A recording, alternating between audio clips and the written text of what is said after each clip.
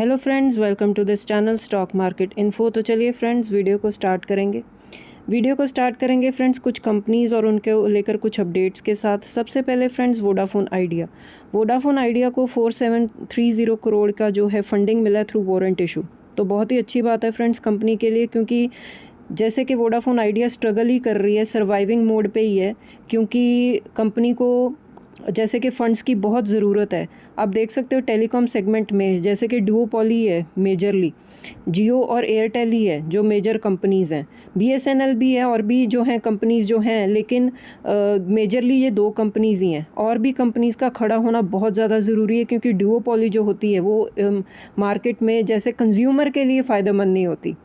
तो Vodafone idea के लिए फंडिंग मिलना ही बहुत ज़्यादा ज़रूरी बात है, क्योंकि फ़ंड्स के लिए कंपनी स्ट्रगल कर रही है।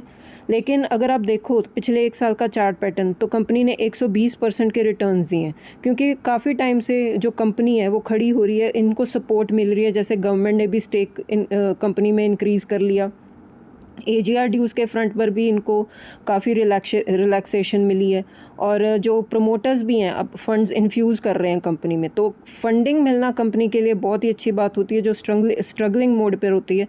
तो वोडाफोन आइडिया के लिए ये एक अच्छी बात है। तो आप इस कंपनी को भी नोट डाउन करके चल सकते हो। निखिल कमार जैसे कि ज़ीरोधा के जो ये हैं को फाउंडर हैं, तो इन्होंने अपना जो है अपनी एक शेयर की है कि नेक्स्ट वेव ऑफ अपॉर्चुनिटी क्या बन सकती है स्टॉक मार्केट में। वो ये बोल रहे हैं कि जैसे कि हमने एनर्जी सिक्योरिटी के फ्रंट पर बहुत सारा क्राइसिस देखा, क्रूड ऑयल इंक्रीज़ हो गया, उसकी वजह से बहुत सारा पैनिक क्रिएट हुआ। तो वो बोल रहे हैं आने वाले टाइम में जो एनर्जी ट्रांजिशन है, इसमें ही बहुत बड़ी इन्वेस्टिंग अपॉर्चुनिटी बन सकती है, जैसे कि इलेक्ट्रिक व्हीकल, बैटरी मैन्युफैक्चरिंग और ग्रिड इंफ्रास्ट्रक्चर। ये जो 3 सेगमेंट्स हैं, इसमें बहुत ज़्यादा ये बोल रहे हैं कि एक अच्छी अपॉर्चुनिटी, इन्वेस्टिंग अपॉर्चुनिटी बन सकती है। उन्होंने ये भी कहा कि आईटी कंपनीज़ बहुत ही ज़्यादा अंडर वैल्यूड हैं, लेकिन ये बहुत ही ज़्यादा अट्रैक्टिव अपॉर्चुनिटी की तरह आप देख सकते हो। और जो रिसेंटली हमने देखा कि बहुत ज़्यादा मार्केट में सेलिंग हुई है, एफआईआईज़ ने बहुत ही ज़्यादा सेलिंग की है इंडियन मार्केट में, तो वो ये भी बोल रहे हैं कि वो मिस जज कर रहे हैं इंडिया की मार्केट टाइम को, और वो बहुत ही ज़्यादा अट्रैक्टिव वैल्यूएशन पर जो शेयर्स मिल रहे हैं उनको मिस कर रहे हैं। तो ऐसा उनका मानना है। तो आप इस स्टेटमेंट को भी नोट डाउन करके चल सकते हो। नेक्स्ट है फ्रेंड्स हॉर्मोज़। जैसे जैसे हम देख रहे हैं कि जो पीस डील साइन हुई है तब से लेकर अब तक थोड़ी सी जो हॉर्मोज़ में जो शिप्स हैं वो इजीली पास हो रही हैं, कोई भी ज़्यादा दिक्कत नहीं आ रही। तो आप देख सकते हो 11 इंडिया बाउंड वेसल्स जो हैं उन्होंने क्रॉस किया स्ट्रेट ऑफ हॉर्मोज़ जब से एमओयू साइन किया।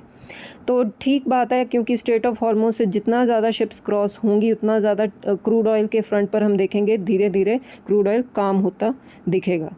नेक्स्ट है फ्रेंड्स बजाज ऑटो के लिए थोड़ी सी कंसर्निंग न्यूज़ है, क्योंकि उनका जो सिस्टम है वहाँ पर हुआ है रैंसमवेयर अटैक। लेकिन कंपनी ने ये भी बताया कि जो अटैक हुआ था तो उतने मतलब उन्होंने प्रिकॉशनरी मेजर्स लिए हैं, टाइमली मेजर्स लिए हैं, सिक्योरिटी प्रोटोकॉल्स जो फॉलो करने चाहिए थे वो किए हैं, और जो नेगेटिव इम्पैक्ट आ सकता था वो मिटिगेट हो चुका है। तो ऐसा देखा जाए फ्रेंड्स, ये कंपनीज़ पर जो अटैक होते हैं ये बहुत ही ज़्यादा कंसर्निंग बात होती है। तो पिछले साल फ्रेंड्स टाटा टेक्नोलॉजीज़ पर भी ऐसा अटैक हुआ था, रैंसमवेयर अटैक, जिसकी वजह से जो आप देख सकते हो कि कंपनी की जो उन्होंने प्रोडक्शन को हॉल्ट करना पड़ा था। तो बहुत ही ज़्यादा नुकसान हुआ था कंपनी को उस टाइम भी। तो ऐसे रैंसमवेयर अटैक्स बहुत ज़्यादा कंसर्निंग, साइबर अटैक्स जिसको आप बोल सकते हैं, बहुत ही ज़्यादा कंसर्निंग होते हैं कंपनीज़ के लिए। तो कंपनीज़ को मतलब ऑलरेडी इस फ्रंट पर भी एक्टिव रहना पड़ता है। नेक्स्ट है फ्रेंड्स ओएफएस आ रहा है, गवर्नमेंट सेल करेगी अपना स्टेक आईआरएफसी में, जिसमें वो 1% तक का अपना इक्विटी जो है डाइल्यूट करेगी कंपनी में, और 1% तक का ग्रीन शो ऑप्शन भी लेकर आ सकते हैं। ग्रीन शो ऑप्शन होता है फ्रेंड्स कि अगर ओएफएस को अच्छा रिस्पांस मिल गया, अच्छी डिमांड आ गई, तो वो एडिशनल 1% स्टेक भी सेल कर सकते हैं। तो अगर आप शेयर होल्डिंग पैटर्न देखो कंपनी का, प्रोमोटर्स के पास 84% से ज़्यादा के शेयर्स हैं, और वो सारे किसके पास हैं? गवर्नमेंट के पास, प्रेसिडेंट ऑफ इंडिया। तो जो सेबी का क्राइटेरिया कि 75% तक स्टेक लाना पड़ता है वो भी मीट करना पड़ता है। तो आप देख सकते हो कि धीरे धीरे गवर्नमेंट अपना स्टेक सेल कर सकती है। नेक्स्ट है फ्रेंड्स जुलाई 9, इसको आप नोट डाउन करके चल सकते हो, क्योंकि जुलाई 9 को सब अपने जो क्वार्टरली रिजल्ट स्टार्ट होंगे, तो सबसे पहले आईटी कंपनी में से टीसीएस अपने रिजल्ट्स डिक्लेयर करेगी, और वो डेट उन्होंने सेट किया as record date for dividend. तो TCS के फ्रेंड्स रिज़ल्ट देखने बहुत ही ज़्यादा इंपॉर्टेंट होंगे, क्योंकि रिसेंटली हमने एसेंचर के रिज़ल्ट्स भी देखे जिसका हमने इम्पैक्ट देखा IT सेक्टर पर बहुत ही ज़्यादा नेगेटिव आया था। IT सेक्टर 5% से ज़्यादा क्रैश कर गया था उस दिन। तो TCS के रिज़ल्ट्स भी बहुत ज़्यादा इंपॉर्टेंट होंगे, क्योंकि TCS पूरे IT सेक्टर को रिप्रेजेंट करेगा। जैसे रिज़ल्ट्स होंगे वैसा ही रिएक्शन हम पूरे IT सेगमेंट पर देखेंगे।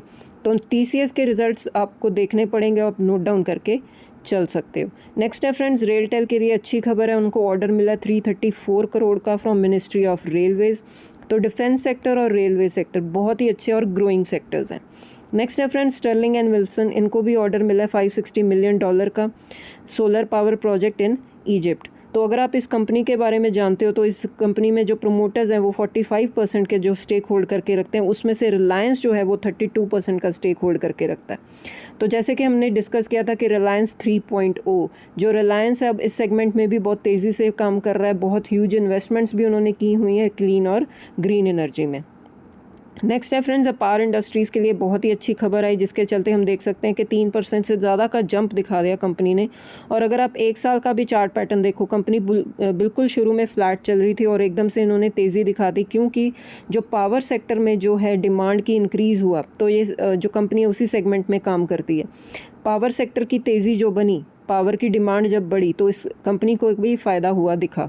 और कंपनी ने एकदम से इतना अच्छा रिएक्शन क्यों दिखाया फ्रेंड्स, क्योंकि इनकी जो सब्सिडरी है उनकी डील हुई है सऊदी अरामको के साथ। तो सऊदी अरामको के साथ डील होना बहुत ही अच्छी बात है। और वो डील में क्या करेंगे, will supply base oils with in the lube hub value park. ठीक है, तो कंपनी के लिए बहुत ही अच्छी बात है, सऊदी अरामको के साथ डील होना बहुत ही अच्छी बात है। और कंपनी वैसे भी फ्रेंड्स एक ऐसे सेगमेंट में काम कर रही है, पावर सेक्टर, जिसकी डिमांड बहुत ज़्यादा है।